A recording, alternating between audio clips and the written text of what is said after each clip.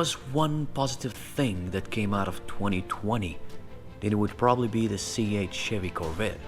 Or at least, that's what the car world wants you to believe.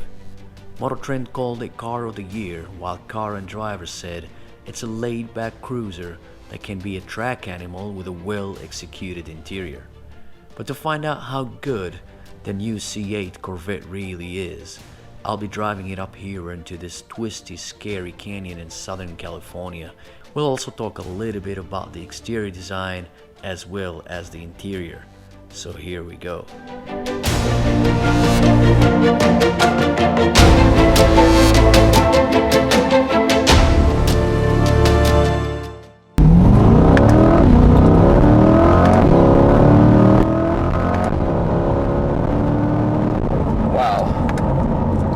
This thing's launched pretty good, really, I have to say. I have no doubt that this car can actually hit 0-60 within the early 3 seconds because there's no traction problem.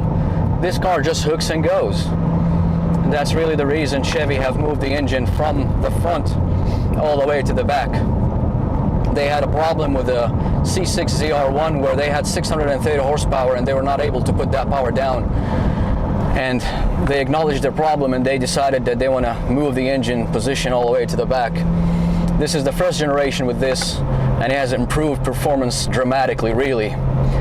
But then 0-60 is not the only measure that actually defines a sports car. For me, a sports car, it should be a car that can handle a twisty road, a car that can give a lot of feedback to its driver, and above all, a car that's really, really fun. And this is exactly what they were trying to achieve in this car. And this is exactly what I'm trying to find out here right now in this canyon.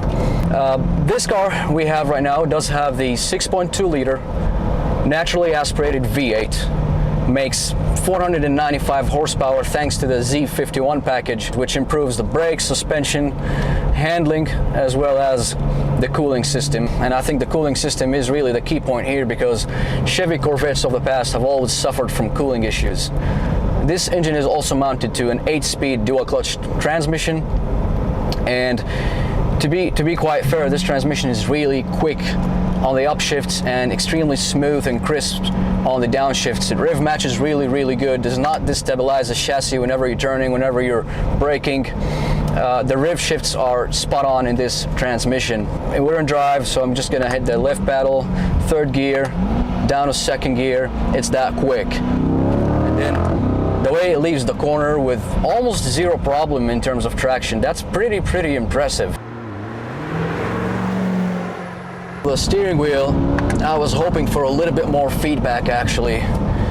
It does want to go back to the center, so there's a good force feedback, but then you don't feel exactly where the tires are going.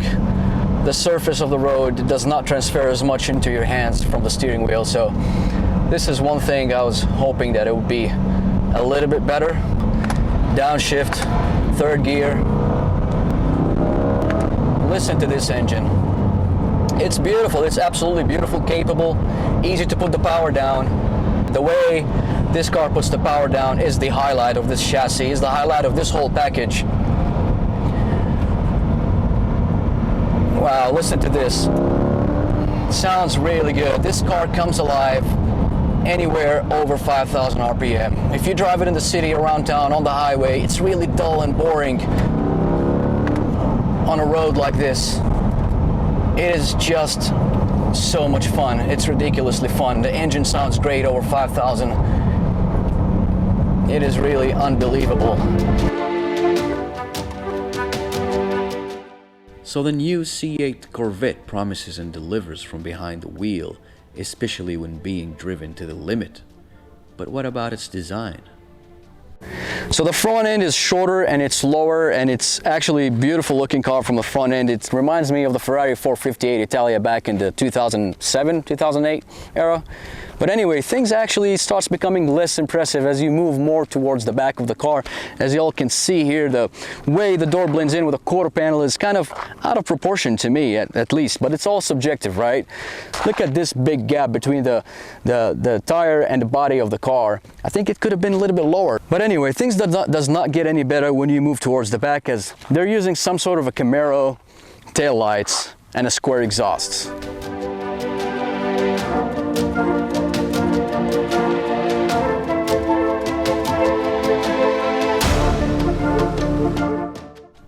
If there was a few things to complain about as far as the exterior, the interior is completely a different story. With a supercar-like design and a GT car-like quality, with a square steering wheel that is certainly unique, a beautifully designed GT2 seats that are extremely supportive and comfortable, the driver has this almost exclusive access to all controls, and the leather has this premium feel and smell of what you would expect from a much more expensive car.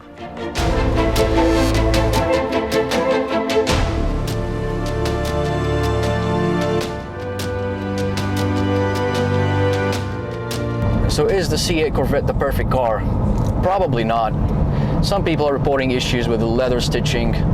Some people are also reporting issues with the body panels having uneven gaps. Some oil leaks here and there, especially with the suspension systems, as well as some excessive understeer and some transmission being replaced prematurely. And speaking of which, this specific car we're in right now had its transmission replaced at 300 miles.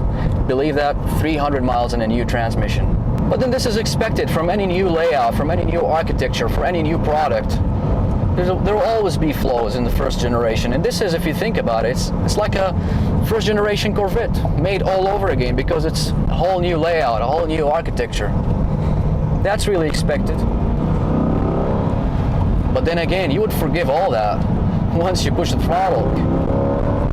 So tight, you would never be able to do this in any previous generation Corvette. Trust me on that.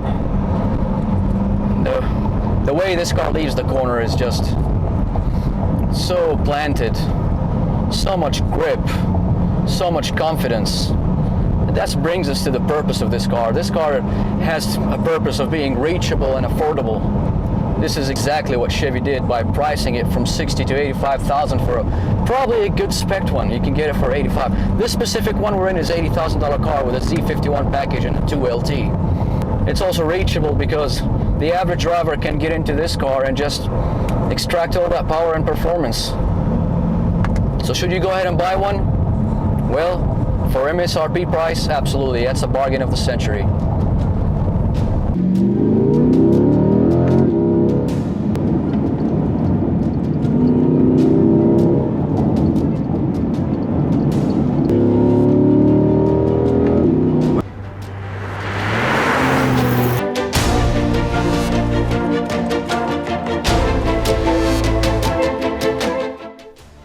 So the new Corvette performance might not be mind-blowing as you would expect, and the absence of a manual transmission might be a disappointment for the purists. However, it's a well-engineered car where the driver no longer needs to worry about the drama of putting all that power down. Instead, they might be able to enjoy the sound of that screaming V8 a little bit more. Thank you for watching.